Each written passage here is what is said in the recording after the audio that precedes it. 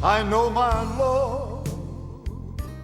Saludándole en el amor del Señor, siendo rica y abundante bendiciones del cielo hacia sus vidas. Ha llegado la hora de compartir el devocional, el pancito diario de vida que tanto bien hace a nuestras almas. Estamos en nuestra temática de vivir en el Espíritu. Hoy vamos a meditar bajo el título Andando en el Espíritu. Andando en el Espíritu. Quiero que vayamos a Gálatas capítulo 5, versículos 16 al 18, y después versículos 24 y 25. Es decir, ¿por qué el pastor se está saltando justamente la parte más notoria del pasaje? Después le voy a explicar el porqué. En realidad estos versículos que vamos a leer nos dan todo el contexto de lo que la parte central o nuclear del pasaje presenta, que a veces se malentiende. Andando en el Espíritu. Gálatas capítulo 5, versículo 16 al versículo 18, y después versículos 24 y 25. Habiéndolo encontrado, daremos lectura en el nombre del Señor Jesucristo a la palabra de nuestro Dios, que dice de la siguiente manera: digo pues,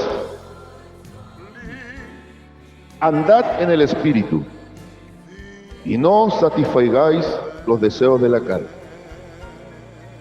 Lo leo de nuevo.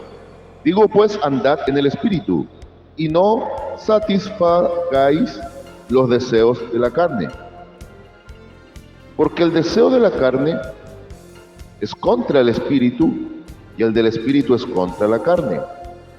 Y estos se oponen entre sí, para que no hagáis lo que quisierais. Pero si sois guiados por el Espíritu, no estáis bajo la ley. Versículos 24 y 25. Pero los que son de Cristo han crucificado la carne con sus pasiones y deseos. Si vivimos por el Espíritu, andemos también por el Espíritu. Amén. Ya con el último versículo leído podemos entender que andar en el Espíritu, vivir en el Espíritu son equivalentes, aunque no necesariamente exactamente lo mismo. Ya hemos descubierto que vivir en el Espíritu es haber sido justificado y haber nacido de nuevo, haber sido renacidos a una vida espiritual. Eso da el concepto de vivir en el Espíritu. Ahora, andar en el Espíritu es andar en vida nueva. Esa vida o esa reactivación de vida espiritual que se hizo en nosotros, que nos permite vivir en el Espíritu, ahora va a propiciar que andemos en esa nueva vida, y eso es andar en el Espíritu. Es el proceso de transformación que va haciendo nuestro Dios, de menos a más, de un cambio de naturaleza. Ahora, hay algo muy importante, muy pero muy importante. El versículo 18.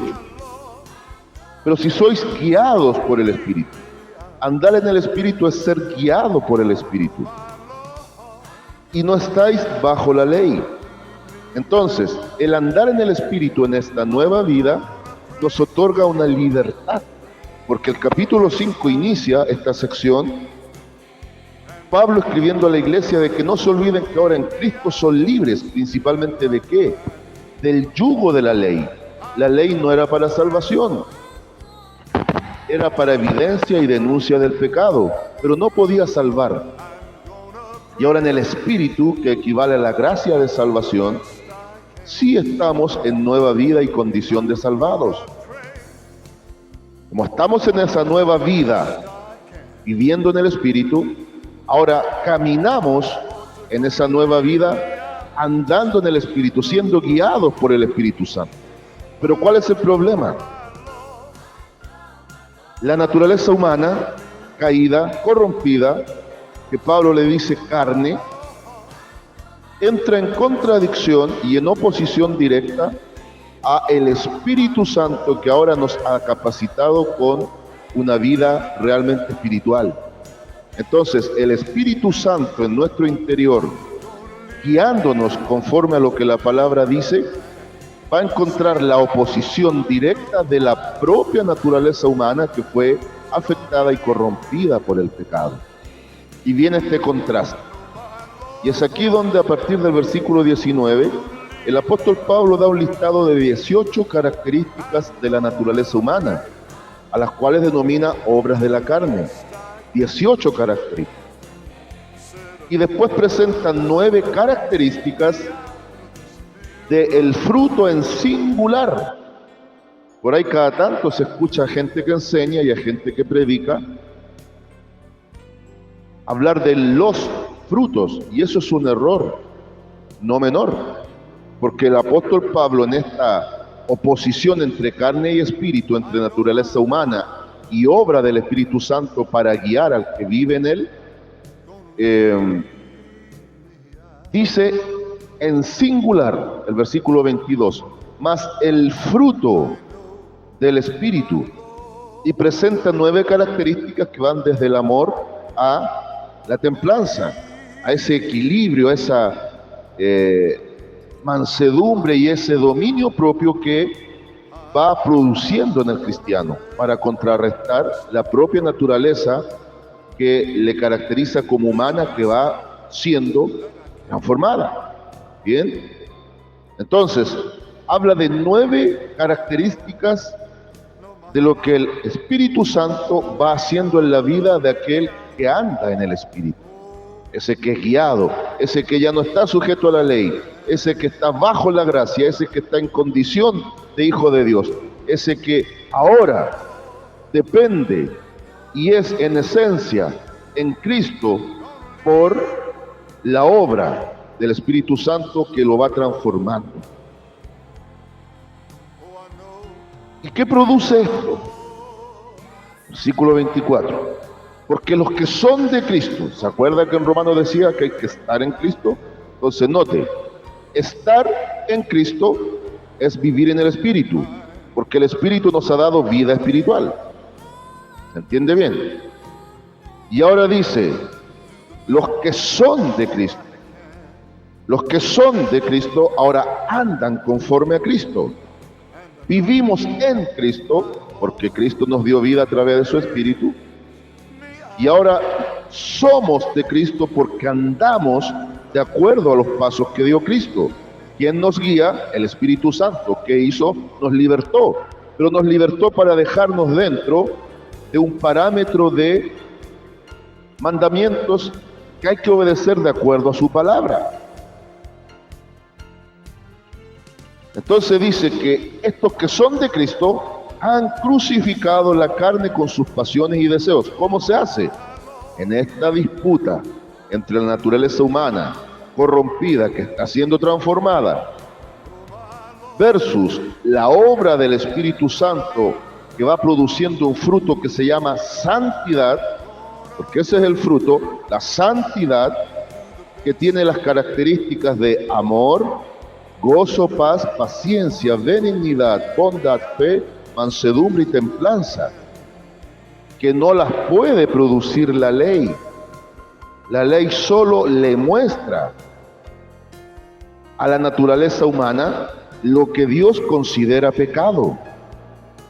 Entonces, el que anda en el Espíritu, gracias a la obra del Espíritu Santo en él o en ella, es capaz de crucificar la carne. ¿Qué significa crucificar la carne? Significa que como andamos en el Espíritu, vivimos en el Espíritu, somos de Cristo, pertenecemos a Cristo, el mismo Espíritu Santo va a ir aplacando la parte carnal, la va a ir neutralizando todas estas obras nefastas de nuestra propia naturaleza caída en base a la producción del fruto del Espíritu en nosotros que se denomina santidad. En otras palabras, el andar en el Espíritu es el proceso donde el Espíritu Santo nos va santificando. Entonces, vamos concluyendo algunas cosas importantes. Vivir en el Espíritu, lo que veíamos ayer, tiene que ver con haber nacido de nuevo. Estamos en Cristo. Y andar en el Espíritu tiene que ver que ahora somos de Cristo. Eso habla de nuestro andar en nueva vida. La carne crucificada está representada en que ahora el Espíritu Santo va a ir mitigando la propia naturaleza humana y la va moldeando a la imagen de Cristo en el corazón del creyente. Por eso dice, porque los que son de Cristo han crucificado la carne con sus pasiones y deseos, obras de la carne. No que ya no existan, sino que cada vez son menos notorias y menos quizás preponderantes en nuestras acciones, pensamientos y decisiones.